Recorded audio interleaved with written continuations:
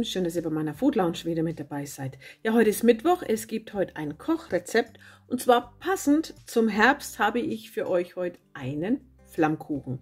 Dieser Flammkuchen ist mega einfach, ihr braucht so eine Art Quarkölteig, Schmand, Creme fraiche, bisschen Käse, bisschen Speck und dann ist das Ganze auch schon fertig. Ach ja, und was wir nicht vergessen dürfen, die Zwiebeln sind ganz wichtig. Ja, wie das jetzt funktioniert, das zeige ich euch jetzt.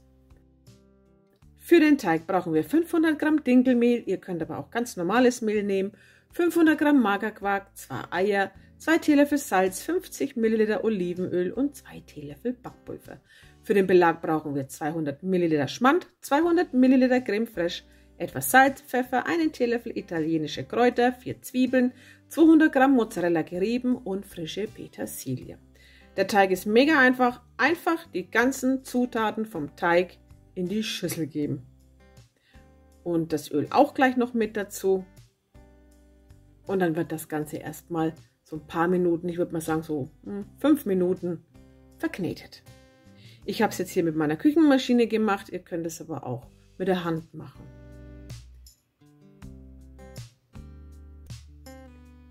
Wenn der Teig aus der Schüssel flüchten möchte, so wie hier, stoppt ihr die Maschine und knete das Ganze noch mal kurz mit der Hand durch.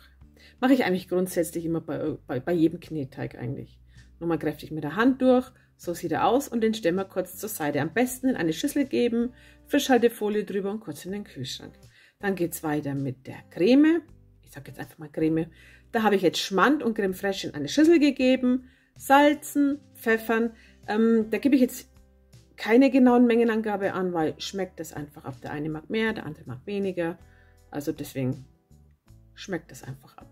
Dann habe ich hier italienische Kräuter und das Ganze wird jetzt verrührt. So sah es aus. Das kommt auch noch mal ganz kurz in den Kühlschrank. Hier habe ich meine Zwiebeln. Ich habe jetzt gemischt zwischen weiße und rote. Also ich hatte 3 weiße und 2 rote. Und die müsst ihr schälen und in dünne Ringe schneiden. Dann hole ich auch meinen Teig wieder. Der Teig langt für ein Blech auf jeden Fall. Ich habe aber jetzt so Pizza-formmäßig den Teig ausgerollt und deswegen habe ich ihn geviertelt. Und dann nehme ich mir so ein Stück und rolle das Ganze aus.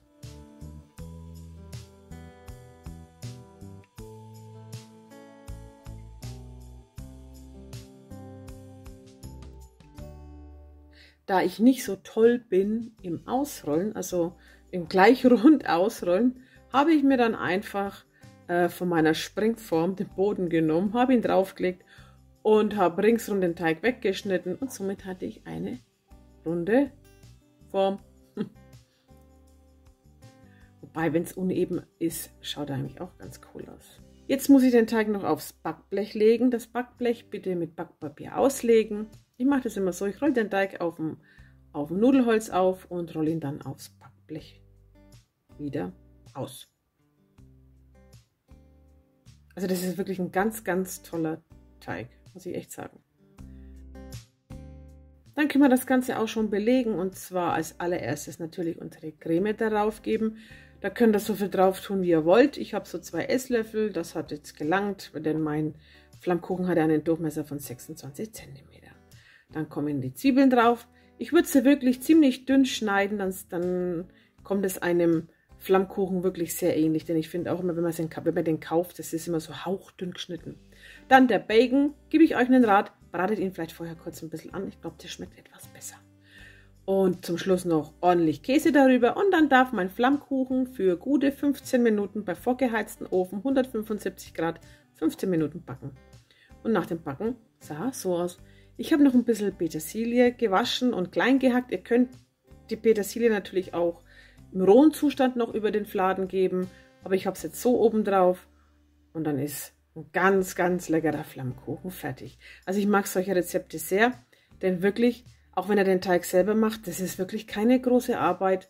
Ist schnell gemacht. Den Teig könnt ihr auch am Abend vorbereiten, gut zugepackt, also dass halt keine Luft hinkommt, in den Kühlschrank geben und am nächsten Tag verarbeiten. Das allergleiche auch mit der Creme, könnt ihr alles schön herrlich vorbereiten. Hauptsache ihr lagert es kühl und trocken. Ja, das war's dann auch von mir. Ich hoffe, das wird euch gefallen. Wenn ja, lasst mir einen Daumen nach oben da, abonniert meinen Kanal und wir sehen uns ganz bald wieder. Dann wünsche ich euch noch einen tollen Tag. Bitte bleibt gesund, passt auf euch auf und bis demnächst. Tschüss.